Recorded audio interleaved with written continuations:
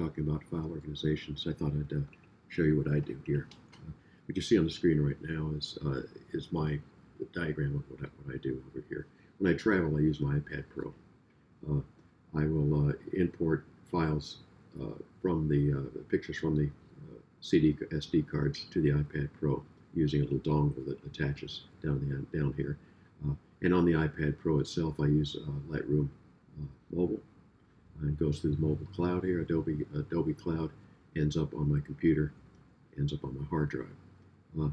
While I'm traveling, also I'll typically back up on a hard drive that I carry with me. This hard drive has an SD slot on the side that takes these cards and works with the battery. It doesn't have to be plugged into any computer.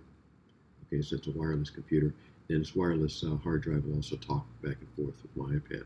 So that's what I do on the road. When I'm here at home, I'll take the SD cards typically and put them in a slot on my computer and import them directly into my where my pictures are, which is an external hard drive.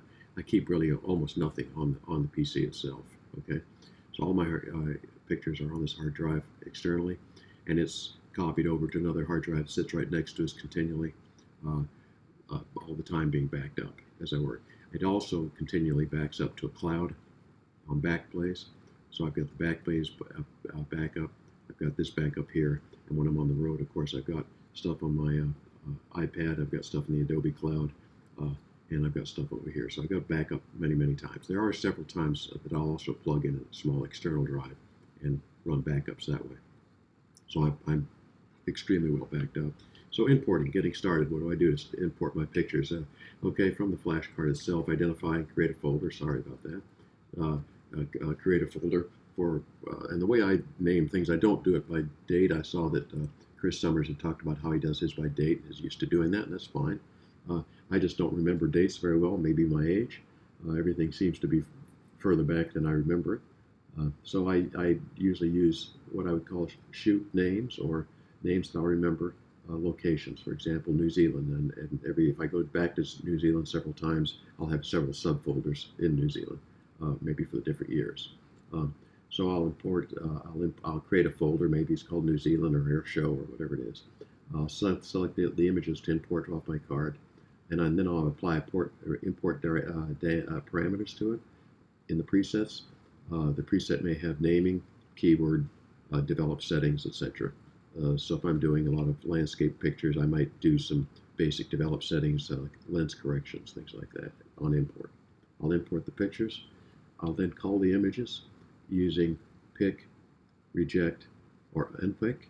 So I just go through using the pick and reject. Here's which ones I want to keep and which ones I want to get rid of. The reject doesn't work until later on. You have to reject it. These mark the pictures for rejection. They don't reject the picture. They don't delete the pictures. So I go through here and I go through and pick and reject. I might then go through, and the ones I've picked, I'll apply a star rating to it. Usually 1, 2, or 3 stars means I like these, and let's develop these first based on stars. Later on, when I've edited the pictures, they may stay 1, 2, or 3 stars, but if I really like what I've done, I'll change them to 4 or 5. 5 being my portfolios pictures, the ones I really like. 4 being, yeah, they're pretty darn good. I'm not sure I'd show them to Scott Kelby or something like that. Edit images.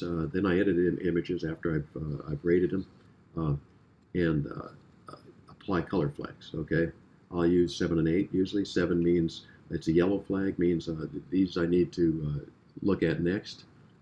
8 means I've already processed that one. So if you see pictures in my catalog with a green color, they've been processed. It just is an easy way to look quickly to see if I had edited the picture or not. And after working with the images, I will go through and delete the rejected photos, the ones that I rejected up here. I don't do that until later on, because sometimes you find one that you thought you were going to reject that, hey, that's not that bad. So, okay, finding my files later on. I've got file identification tools, obviously, file naming and renaming. I do name my files a lot of times with a folder name. So if it's a New Zealand shoot, it'll say New Zealand, and also the date on it. The star ratings that I applied up there help me identify my best pictures.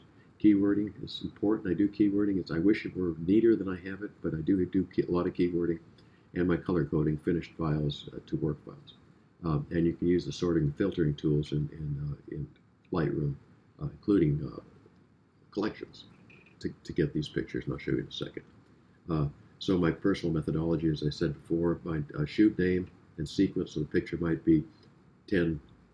What makes it this? 219. So it's 10/22/219. So it's 2019. 10/22 is the month. Air show, and this is the sequence here. So this air show was shot on this day, and the sequence 210. Yellow means to me files I want to work on or am working on. Green is a finished editing. Other colors I use for various purposes, like for example, purple usually means I'm going to extract this for the Kingwood Photoshop Photo Club workshop, and I'll use that in the workshop. I use 5-star ratings, my best. These are my favorites, portfolio candidates, if you will, and 1, 2, and 3 stars I'm editing and prioritizing pictures using that. Keywording I do use a lot. So collections, I use collections a lot, which are usually, I use shoot names in the folders. Folders for shoot names are usually locations, like I said before, Iceland, New Zealand, etc. The collections I gather my images across the different folders for things like books and slideshows, and also upload it to my website. I'll have to show you how I do that with my website. And then smart collections, I use a lot of smart collections to collect these images based on the things I've done up here, with the star ratings and everything. And then quick target collections, that's just when I'm working, sometimes stick them into a quick collection to gather a couple of pictures together quickly. Let me show you actually Lightroom itself, okay? If you look at, let's go back here. Let's go down to the air show here. These are air show pictures here, so you can see the pictures are named here. This is 2018, 10/21 air show, 9 something. Okay, so these are all these pictures are all named according to the folder they're in. Okay, there's 683 pictures. You'll notice that I've got pictures on my hard drive, and I've got pictures on this workspace is the external hard drive. Most of my pictures are on the external drive. If I go up to, let's see,